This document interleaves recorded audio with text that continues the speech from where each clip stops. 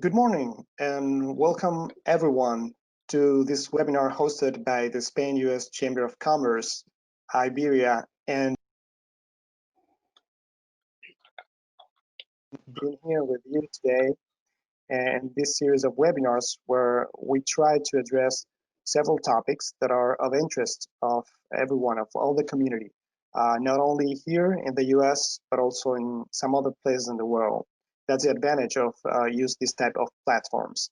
So before we start, I just would like to remind everyone that you could check all of our webinars and our activities in our website, which is spainuschamber.com.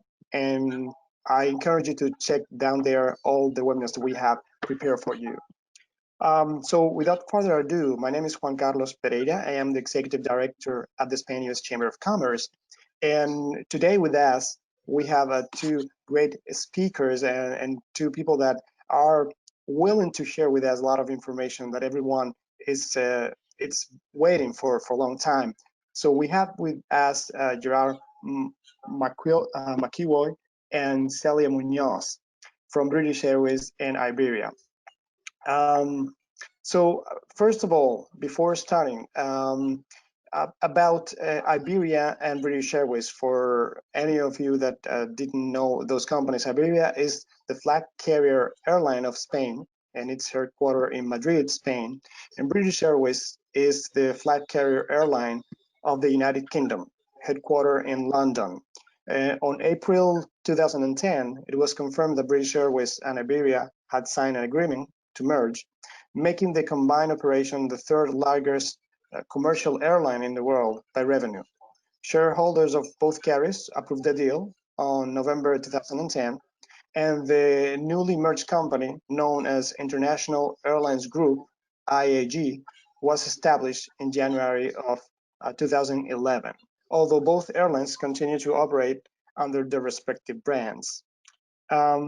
So today with us, we have Celia Muñoz Espin, Sales Director of Europe, Middle East, Africa, United States of America, and Asia at Iberia.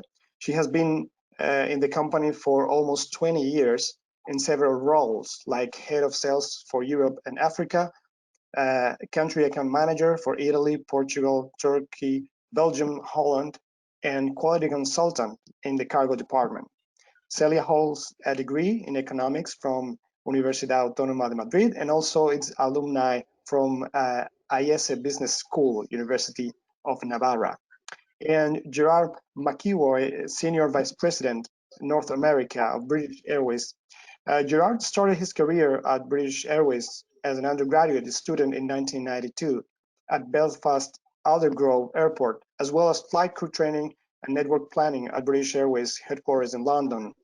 After graduating from Queen's University of Belfast in 1997 with a bachelor degrees in economics and information management, Gerard returned to British Airways in London, where he became flight crew operations manager for Gatwick Boeing 737 fleet.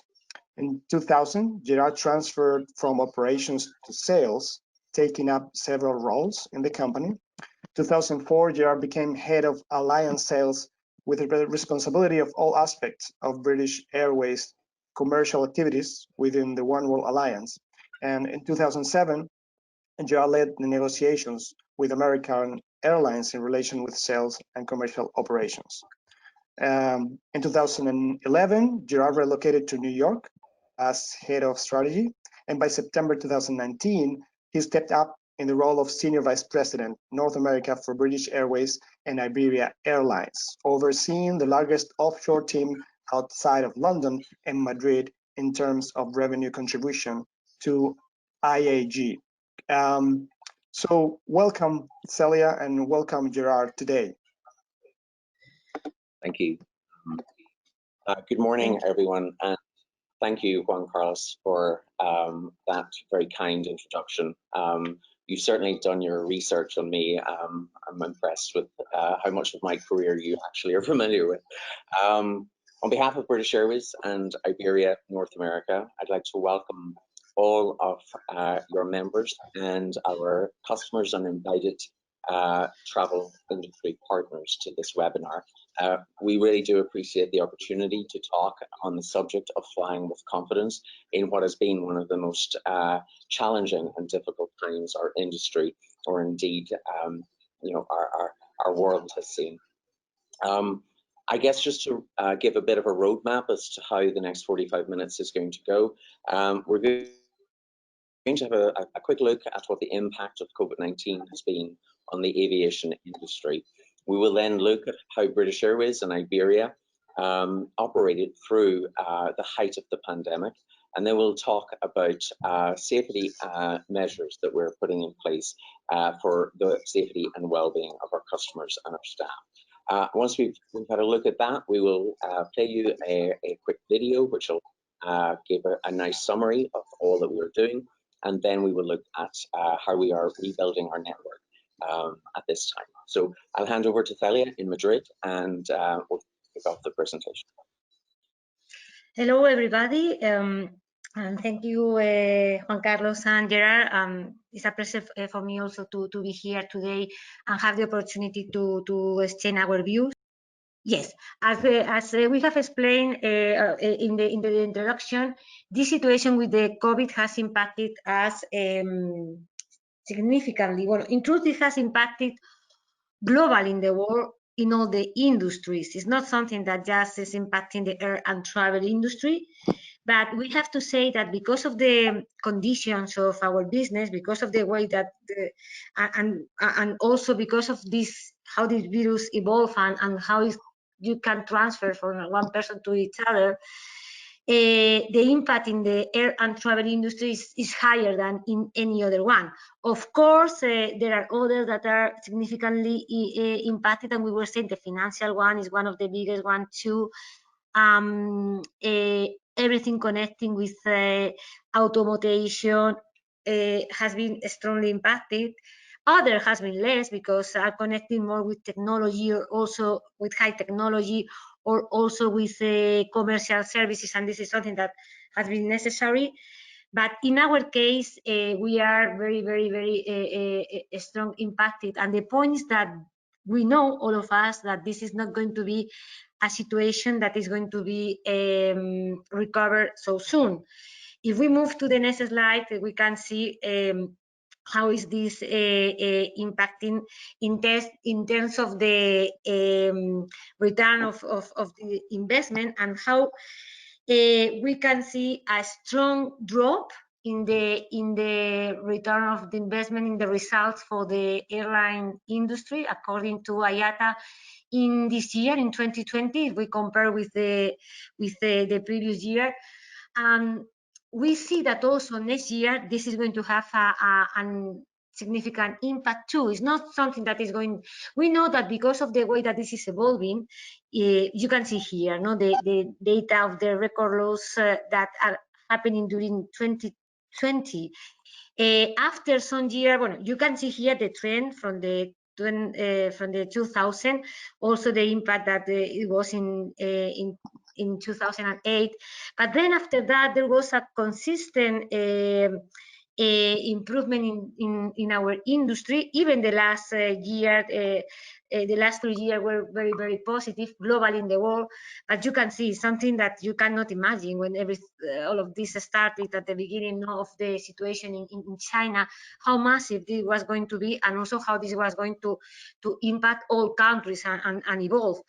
And the point here is that it's not going to be also for, as I was saying, a short term, because in all the expectation of how the situation is going to recover, we see that the recovery is going to happen, but it's going to take a bit more time, because there are things in the industry that are changing, definitely, and also because all the companies and all the corporations are going to need time, as well as we are going to need time, but also the way of traveling is going to be impacting that. We need to work to be able to give answers and to adapt our product to the necessity of our customers, and be able to start with the recovery. In terms of numbers, you see billions of losses, and the demand on average on the year is less than half very strongly, of course, during the from March to May, when almost all the company has stopped the operation, not inside the US, but I mean in the long haul, the capacity has been very adjusted just to 5% of our capacity. Now from June onwards, we are starting to see how the demand is coming back little by little. So we will explain to you how we are looking the market. But the general figures are the one that you are seeing here. And if we move to the next one, the point is that as I was explaining, we know that the recovery is going to take a bit of time. It's something that is impacting very strongly now in 2020, but we know that even for 2021 and even 2022, still there are going to be a negative number if we compare with the beginning of everything with 2019, because he was saying the corporate will need time, but also leisure in terms of confidence and in terms of offer, again, the same kind of product that we were having before is going to need a bit more time. Right now, in all markets, there are still a lot of restriction, as you know, and we need to see how this evolves during the coming months and be ready for the end of the year and for next year. But it's going to be a long path, and we are going to work to adapt our product and the necessity of all our customers to the new situation. So this is where we are in terms of what is the crisis. Let's move and explain how we are, the things that we are doing and the things that we have done during this period, no? Because as we were saying, the beginning of the situation, when everything started in China, I think that not only us, Iberia, British Airways, I think generally all the airlines and many other industries were not able to anticipate how strong was going to be the impact. But looking what happened and reacting from March, the first priority has been to give an answer to our customers and try to help in this situation. Of course, we canceled all the operations, almost all the operations from March and April, but we were working with the governments here in Spain and BA also in the UK with a lot of repatriation flights in order to make all citizens come back to the country, because one of the most important impact at the beginning was that everything was canceling, everything was stopped, whatever you will be at that time, so without possibility to move. So we had been supporting a lot the governments on that, and also in humanitarian flights in order to get also the equipment that were necessary to give a fair solution to the sanitary crisis, no? The other thing that we have been working is very close to the customers in terms of also give answers to the requirement that they have in terms of changing the bookings, all that, no? Because as I was saying, it happened without being announced, no? So also offering flexibility. I think that Gerard can explain a bit more about that to our customers in order to manage, no, the bookings that they have during that period. And we reduced the capacity almost to, I mean, just maintaining some domestic flights, some very small operation, 2%, 3%, 4% in March, April, and May. So this was the first thing that impacted us very strongly, us and everybody, because I mean, it was connecting with the situation that we had in all our countries. And as I was saying, the strong restriction, because it was impossible to manage in a different way. So Gerard, I don't know if you want to say something more about this. Yeah, thank you, Celia. As you can see on the screen, quite a sad picture, watching all of those British Airways and Iberia aircraft parked nose to tail. Not a pleasant sight at all. But unfortunately, the onset of the pandemic was a very rapidly changing and fast deteriorating situation. And it obviously demanded that we have to monitor across the entire planet where we operate in many different markets and in different environments, and each one at a different stage of how this pandemic was unfolding. So a very challenging situation for an airline to operate in, demanding a lot of us, the expectation necessary to monitor that situation and be in touch with all of the relevant health authorities that are appropriate. You know, as Celia said, the backdrop of a rather substantial decline in air travel, but compounded by the amount of government-imposed restrictions and borders that were closing, it was very necessary for us to reduce capacity and start grounding airplanes. Some of our planes will not fly again. So, for example, the A340-600, we're going to retire early. And so, as the situation unfolded, we did continue to maintain some essential passenger services. So, for example, BA continued to fly daily between London and New York, Boston, Chicago, Los Angeles, and Washington, as well as maintaining some key UK and EU services as well.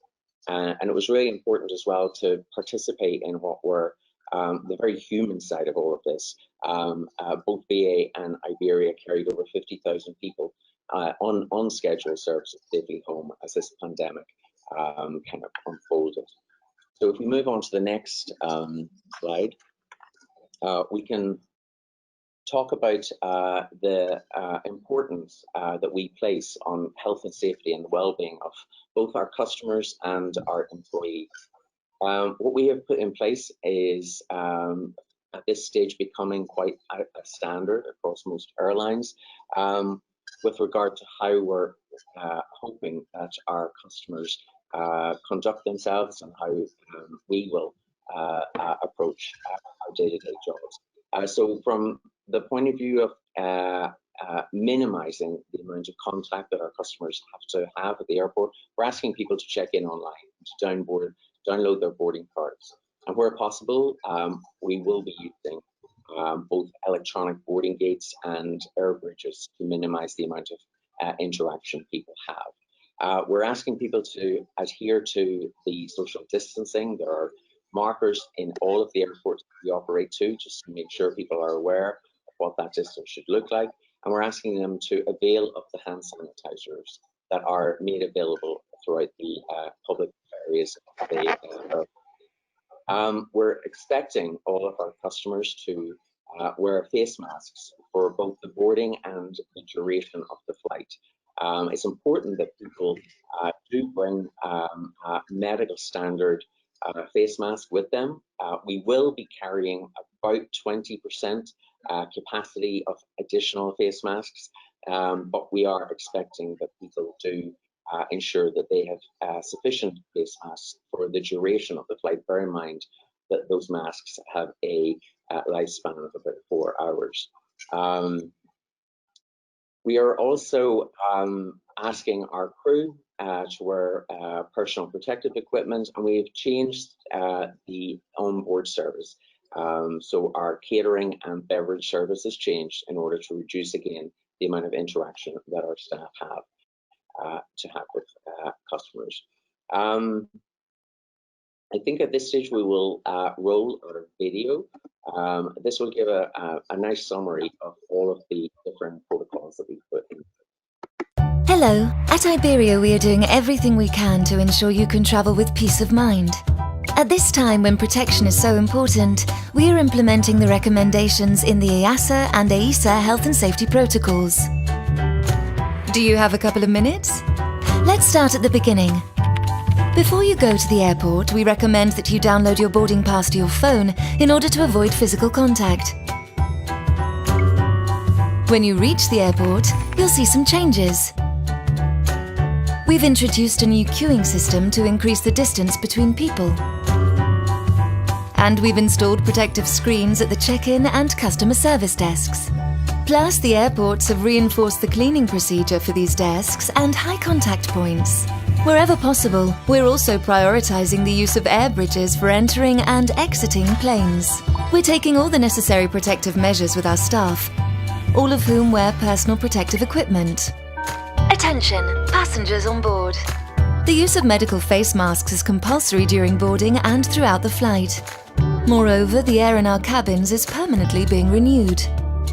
This means that the air on a plane with all the passengers on board is basically as pure as the air required in the surgical area of a hospital. This is possible thanks to the HEPA filters our planes are equipped with. The most important thing about these initials is that they remove over 99% of the viruses and bacteria in recirculated air. Where permitted by the level of occupancy, we will try to ensure the maximum distance between passengers. In view of all these measures, EASA has determined that it is not necessary to leave an empty seat between passengers. And what about our onboard service? We've suspended onboard sales and removed all information on paper as well as magazines and catalogues. But you know, there are plenty of other ways to pass the time. Oh, and we're also using single-use materials for cutlery, for example. And we're stepping up our recycling efforts. And what happens when you leave the plane? We've reinforced the cleaning procedure for our planes by increasing the frequency, using specific anti-COVID-19 products and applying a special treatment to all contact surfaces. And the pillows and blankets are sanitized after each use. As you see, lots has changed in the last few months. But the most important thing for us continues to be your safety. Because to fly again, we need everyone's wings.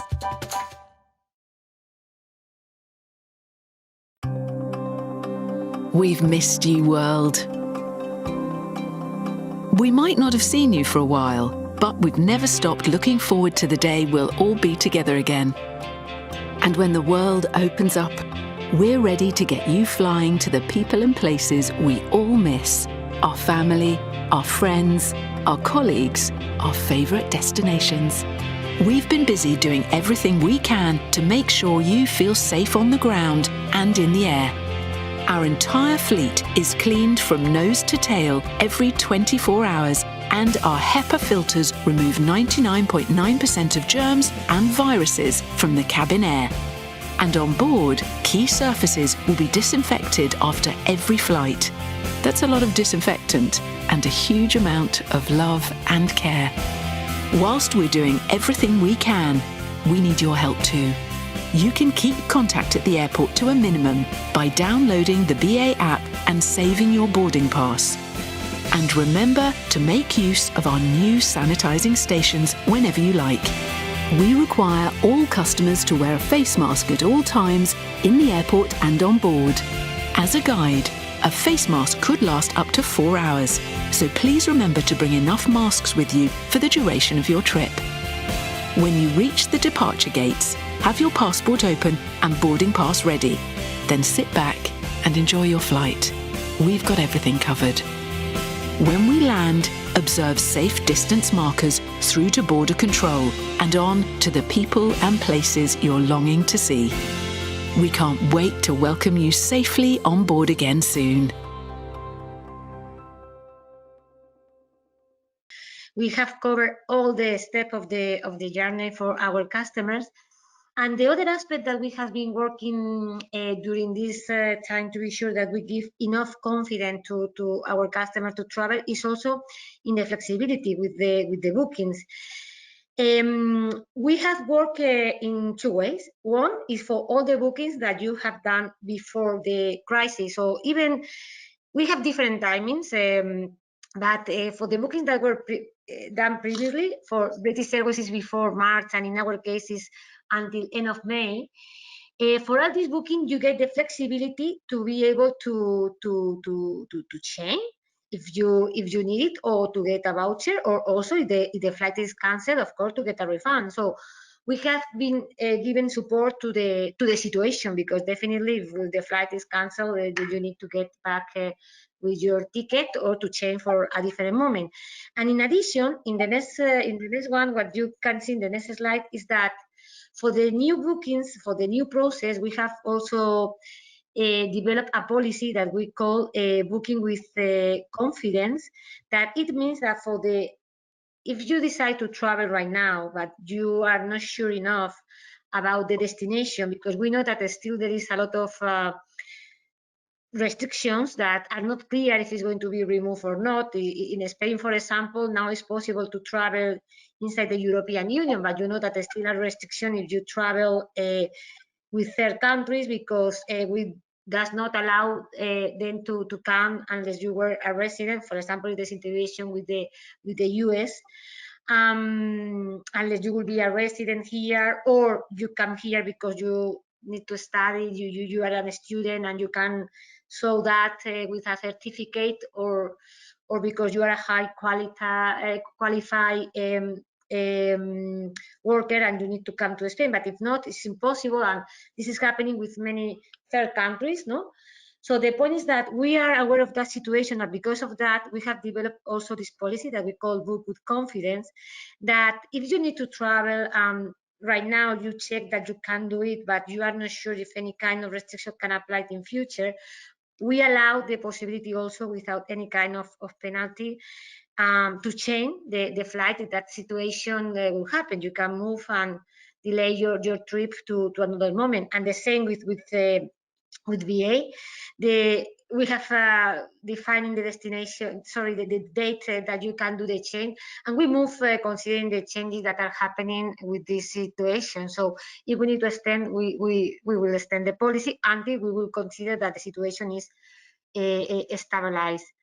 And also we have a specific policies for the corporation, because this is for everybody that can buy a ticket. But also for the corporation, we have defined specific rules. So maybe, Gerard, you can explain a bit more detail about how we are working with the corporates in terms of flexibility. Yes, of course. So yeah, one of the key features, in addition to the booking with confidence flexibility that Celia just talked about, is the opportunity for our corporate customers to make a name change. Obviously, it's understandable that in times of such uncertainty, it's quite possible that someone will have made a business booking and will need to a short notice change, and a corporation might need to substitute with something else. So providing that flexibility to change the name is quite important. I think if we move on to our next slide, something that's quite important to talk about is that from the 10th of July, the United Kingdom government will have introduced a travel corridor exemption list.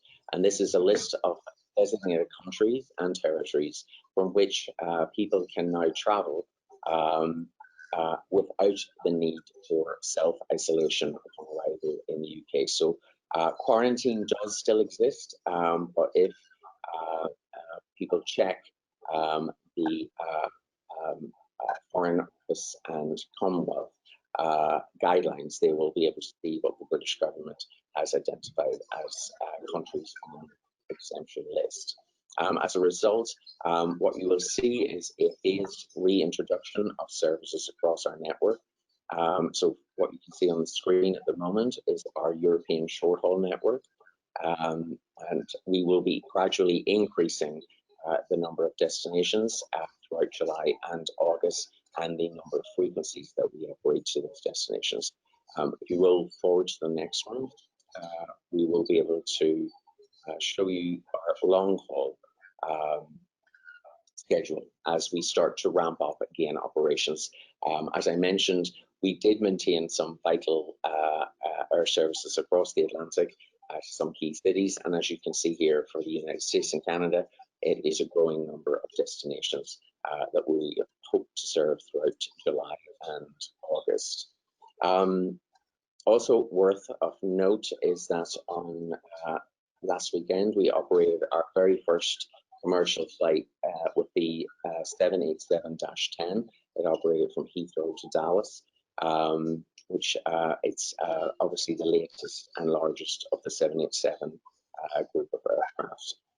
We have also started to reopen our lounges, and we started last weekend with the first class lounge and our arrivals lounge at Terminal 5, and we will gradually increase the number of lounges which we are able to operate. There are new protocols in place for our members to be able to access the lounge, again, all within the context of minimizing the the amount of interaction and exchanging of boarding cards, etc.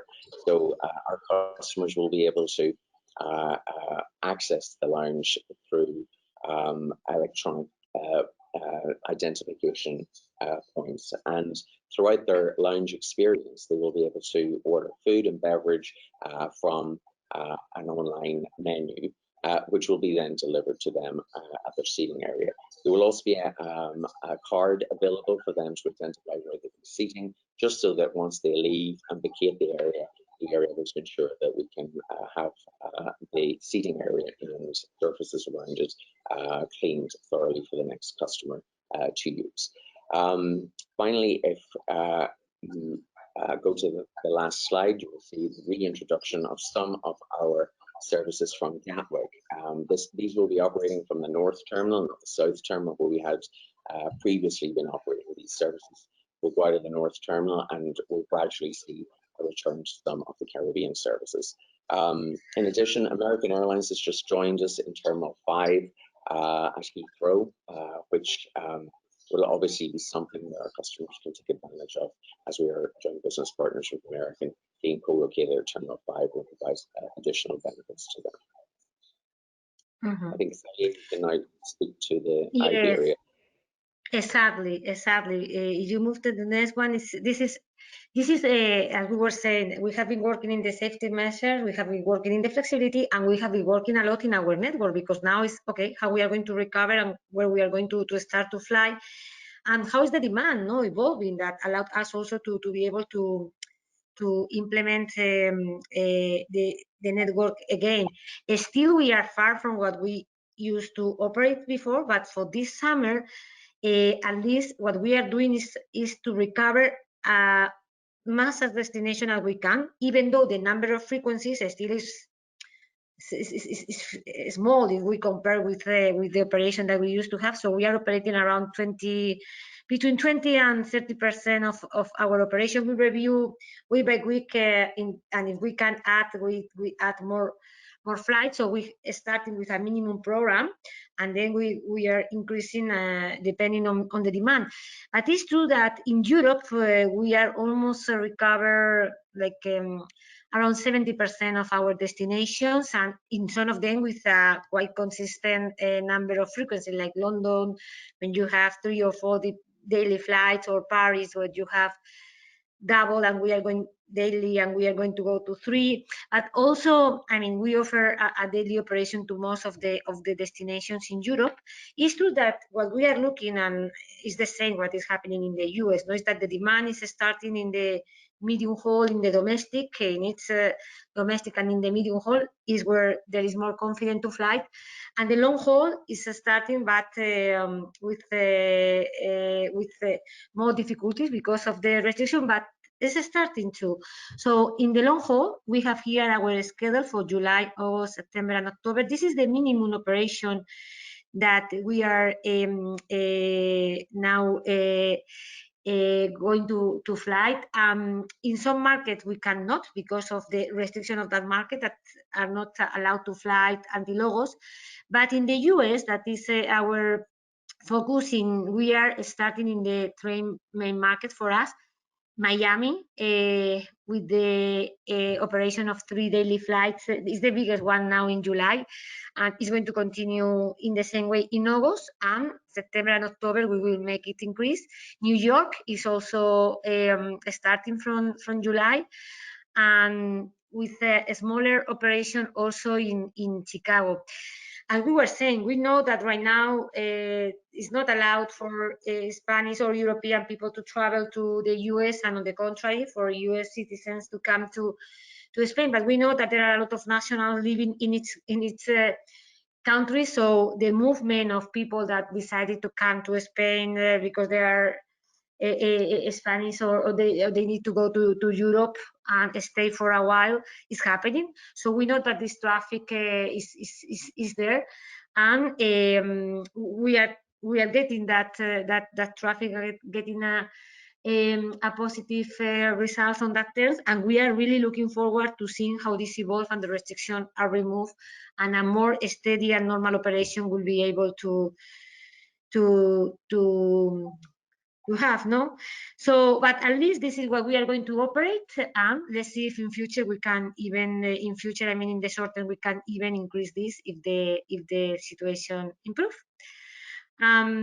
That's it for the moment, what we have. So I hope that we have covered many topics, but sure that you have some questions or things that you would like to comment. So Gerard and me are here to give you all the answers that we can.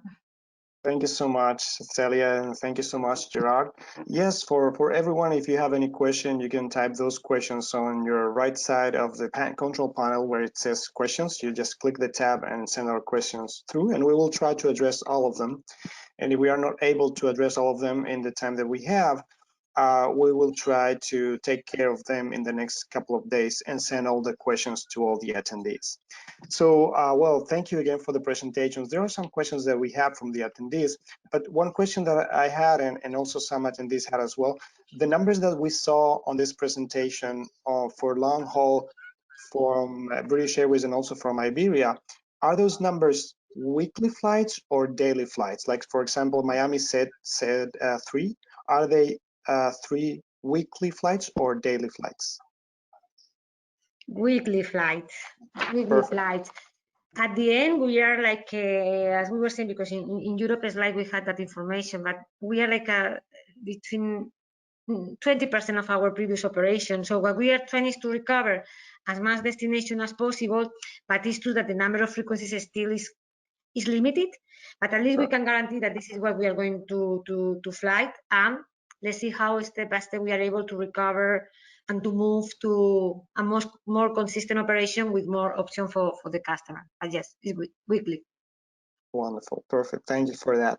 One question that we had at the beginning is, it seems that some travelers have already flights booked for the end of the year, and we don't know exactly what's going to happen. This person exactly had a flight with American Airlines, and he was told that for the end of the year, maybe eventually more flights will be merged and combined with IAG flights. What are your comments on that? Do you think that that would be something that might happen, Gerard or Celia? At the end of the day, you know, we are in a joint venture, a joint business with American Airlines, our partner, across the Atlantic, along with Finnair as well. And, you know, as we, you know, step through this situation, I think we will understand a little bit more of what is feasible for us to operate. We are hopeful that we will be able to re-establish a solid schedule across the Atlantic. But obviously, as situations change and unfold, we'll take account of whatever the operational environment has to be, and we'll do our utmost to ensure that our customers are not inconvenienced as a result. Yeah. But this is exactly what Gerard is saying. So we try to combine as much as possible our network to offer the bigger opportunity. So we work also with American Airlines. I mean, to see, for example, in our case that we have Chicago or Miami or JFK, we are trying to optimize as much as possible the connectivity with American Airlines, and also we consider the frequencies that they have from Dallas. So yes, we coordinate in the joint business as much as possible to also give more opportunities to the customers. Yeah. Yes, and I think that it's a great advantage that you, Iberia, British Airways, and also American Airlines have this big alliance that helps a lot the customers in terms of options and alternatives in case that flights need to be canceled or moved or something. That's something unique. Yeah. We've experienced that advantage in the past when regular times were occurring, and right now with some all this uncertainty, it's great to have that cushion that you can provide being a big alliance with a lot of flights operating themselves. So that's a good thing. So another thing that we have here, another question is, will there be aligned policies on board between British Airways and Iberia in regards to what happens when customers stop wearing their mask on boards, or each of you have different policies? Well, I think that both Iberia and BA both are following the EASA rules, the European that is the European regulation, no? So they do recommendation, and we follow, both of us, that. But then it could be some specific requirement that depends also on the restrictions that its country can make. For example, in the case of Spain, today it has been announced a law, official law, that said that in all the trips is compulsory to have your mask, and it has to be sanitary mask, at least a sanitary mask. So this is not something that we can recommend if we want, but now it's law, so it's compulsory, and it's something that needs to happen. And this can be different because maybe in the UK this is not a requirement, no, Gerard? So the general rules that guarantee the security are the same because both are following EASA, but then it could be some additional requirements. Because of that, it's very important that all our customers always check without the last information on that sense. But in things that are so key like this one, we always advise, for example, when you do the check-in process, that you are aware that you need to wear this. So we know, we all of us know that it's a very difficult moment on that sense, because we need to guarantee the security, and also we need to follow the rules, and all our customers can be in some cases not clear about us. So what we always do is to give all the information that as much as we can in all the pieces of the process, to be in all the journey, no, to be sure that the information come to our customers. Yeah, I think it's important also just to note that I mean, health and safety is an absolute priority for us, and so therefore it isn't going to be a minimum standard that we're operating to, where our expectation is that, you know, with regard to masks, people wear them. It is you know, established good practice to do so. And I mean, obviously people are going to at some point in time in the journey potentially take off, or if they should lie down and sleep, it may come off. The expectation is that, you know, people may be reminded that they need to put the mask back on, and it's for everyone's well-being. Perfect. Thank you so much. One question that we have also is about the seatings. There was some things said in the news and all that, and some attendees would like to understand if in the flights, are there going to be seats with no passengers between families, or seats with no passengers between passengers, or all the seats are going to be sold? All the seats are going to be sold. We do not, as we were saying, I think it's clear the recommendation in terms of safety on that aspect, and as we have explained during the presentation, this is a topic that has been managed by EASA clearly, and they said that there is not that necessity, and what we need to be sure is that you fly with security and that you are safe during the flight. And as we have explained, the air in the aircraft with the EPA system that make the air to be clean regularly, it's 2-3 minutes. So because of that, the possibilities of virus inside the aircraft is not something that can happen. So because of that, if you have your mask, we guarantee the security, so we don't need to give more space. At the end of the day, it would be like you will need like six around, or even the pilot cannot go with another pilot, because it would not be, if it could be they could not travel even together. So there is not that necessity. The important point is to be sure that the air is in good condition, and with that systems of recycling the air with the EPA system, we are secure that we are guaranteeing the safety in the aircraft. Okay. Yeah, I mean, to pick up on that you're saying, I think it's really important that people are aware and understand the mechanism by which an aircraft's oxygen is replaced, and some of that air comes as bleed of the engine. That air is processed through such high temperatures that it is sterile when it enters the aircraft. That combined with anything that does go through a HEPA filter, which removes 99.9% of bacteria or virus from the air, means that you're actually sitting in a space that has the quality of air of an hospital operating theatre. So as a public space, it's actually probably one of the safest places to be. If you also think about how the air enters an aircraft, it enters vertically downward. You don't sit in a wind tunnel. It doesn't come side on. It isn't blowing through someone at you.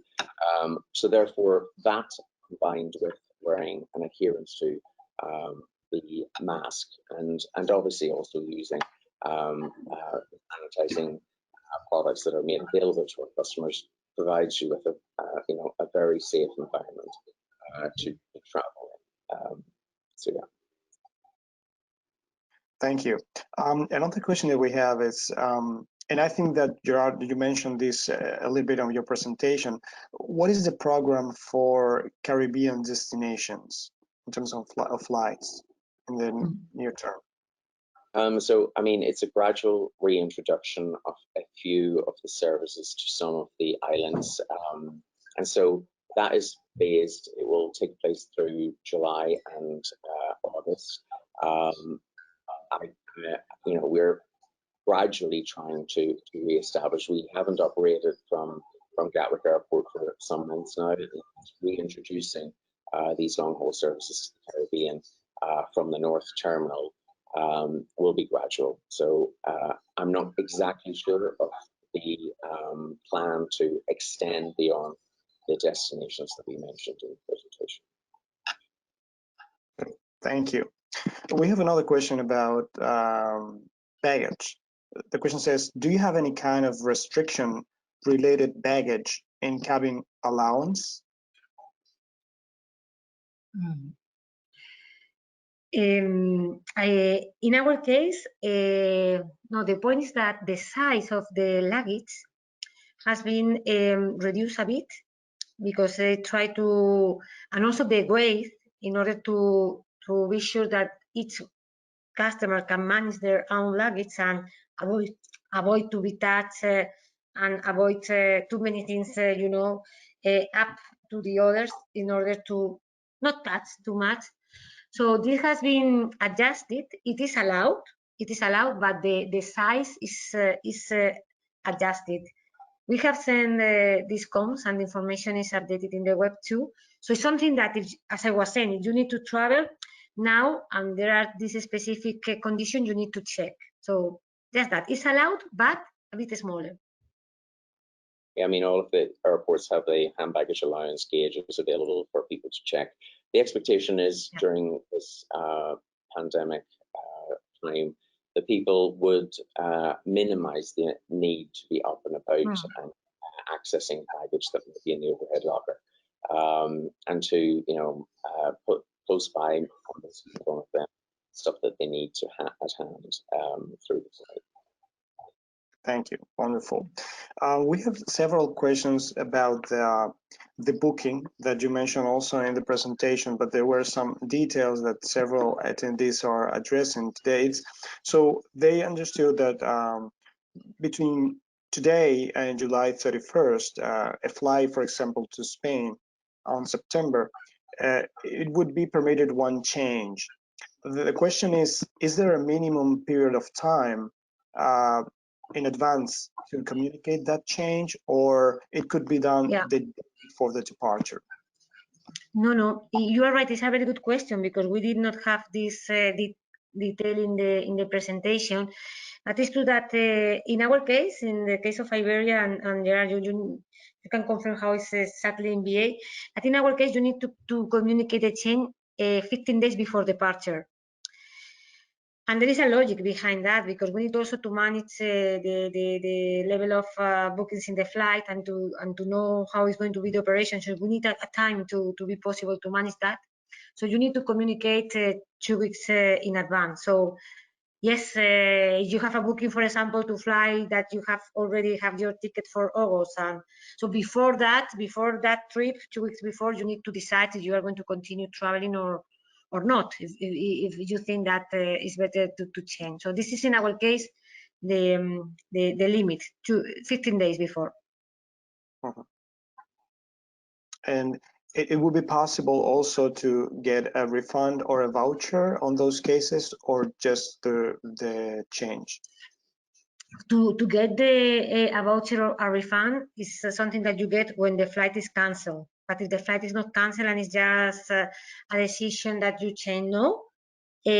So for the refund and for the voucher, you need the flight would be canceled. So what we offer is the possibility to change to another date and move forward your trip.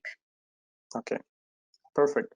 One question that you have here, it's regarding the onboard process or the check-in. Some attendees are mentioning that in Miami, they were denied the entrance. In some cases, they said that they had special valid crew and marine documents for entering Spain that were valid in other different airports. They are asking if the rules on every airport for each airline is going to be coordinated, and so that everyone in every airport is going to apply the rules in the same way, or are there small differences between airports? So, you know, the rules are designated by the governments of the countries that we're flying into. On a case-by-case basis, if someone presents a particular set of documentation, sometimes it's necessary to check that those documents are valid and permissible to travel. In the case, our check-in agents will contact the authorities at the other end if necessary in order to verify that passenger is accepted for travel. If we are given the answer that those documentation are not permitted to travel, we obviously must deny the passenger boarding. That is not to say that there aren't occasions that someone may give a different answer when we call up. And that may be because they're taking account of circumstances that are changing in another country, or by error they may have done so. I think you're referring to a specific case. Good. Yeah. Thank you. Another question, and this one I understand that it's a little bit beyond your competence, but you might get a feeling or a sense, or maybe you have information, additional information. Some people are asking, what do you think about the limitation right now to enter the European Union from the United States? Do you think that it's something that might be lifted in the following weeks, or we should expect to wait for a longer time? The limitations in the European Union for third countries are defined following the logic of the percentage of cases that you have for number of people living in that country. So it's a very objective parameter. So as soon as the situation will improve in the United States, like in other countries, it's not just there, the access can be done, no? So, but depends on that evolution of the number of cases, no? This is the parameter. The first parameter is that the number of cases per number of people living in the country, and the second one is the reciprocity, because in some cases there are countries that already are in that level that has been defined for the sanitary expert of the European Union, but are not applying the right to get access because it's not reciprocal. So I hope that the situation improves soon in the US, and it could be possible to get access. Nevertheless, there are two new things that have happened with these new rules that has been approved from the 1st of July that were not before, because there is a number of exceptions that allowed people from the United States and from other countries also to come. And there are two that are quite significant in terms of people needs. That one, as I said, I think I commented in the presentation, but one is if you are a student, you can come. If you are doing a university degree here in Spain and you have your certificate that you are studying, you can come to Spain. I think this is quite important, to Spain and to other European Union countries. And the second one is that if you are a qualified worker, that you really need to do your job physically here. And if this is a certified for your company, you also get access. I'm really looking forward that it could happen also on the contrary, because here in Spain and in Europe in general, there are many students that are doing degrees in the United States and that they are being delayed. They cannot go right now. So hopefully this restriction also will be removed as soon as possible, because it's true that these are the main things that are not, it's more than the leisure trips, it's also necessity trips. No, you need to travel because you have a strong reason to continue with your normal life. So let's see how this evolves. Yeah, thank you. And also related to that, an attendee is asking that with the UK government mandating a 14-day quarantine from the US and the UE with the European Union with the current policy barring US citizens, how do you see this impacting both British Airways and Iberia economics, in the economic point of view?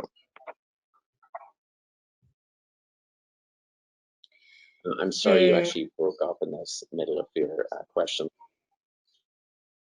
Sorry, can you say it again? I think you're you're the middle of the question. Yeah, no, but, well, they're basically asking how is going to impact the limitation to entry people from the US to Europe, and also the 14-day quarantine imposed in the UK from the US, if you're coming from the US. How are you projecting that the impact is going to be on the economics for British Airways and Iberia? I mean, I think it's quite substantial, the impact that COVID-19, as Celia showed at the start of our presentation, the impact that this is having on the aviation industry. It's very difficult to say against what baseline we've been measuring that.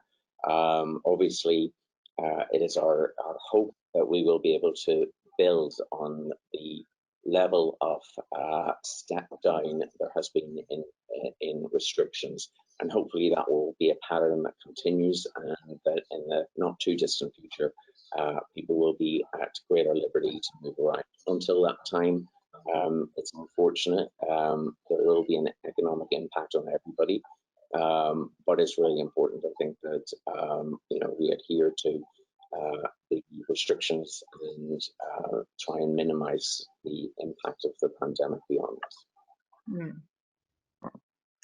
Very good.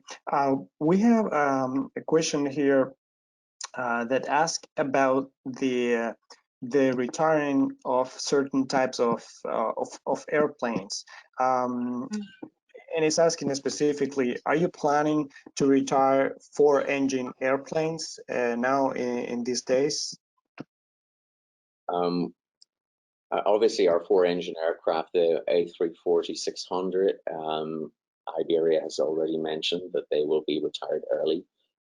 British Airways still has a healthy fleet of the 747-400s and the A380s. We have not got a decision on the future of those aircraft at this point in time. Okay, good. So I think we have almost covered all the questions that we have today. Yes, I think we cover all the questions that we have for today. So, well, thank you so much, Celia, and thank you so much, Gerard. We will share this presentation with the audience, and as soon as we have it ready. And we will also send a follow-up email with some links with useful information from both, from Iberia and British Airways, where you will be able to get more information and updates with any news that are coming. We understand that these are complex times, that both airlines are doing whatever it takes to help passengers get to one point to another point. It's difficult. You need to get a balance between economics and needs. But as we said before, the huge advantage is that with your alliance between British Airways, Iberia, and also American Airlines, you provide many options and even in these difficult times, well, they could provide some alternatives for the passengers. So thank you again. It's been a pleasure having you, Celia and Gerard, having you today. Thank you. Thank you, Juan Carlos. Thanks a lot, everyone. Thank you. Thank you, Juan Carlos, and thank you everybody for attending and for this opportunity. We'll keep in touch. Bye. Take care. Thank you. Welcome everyone again, and have a great day.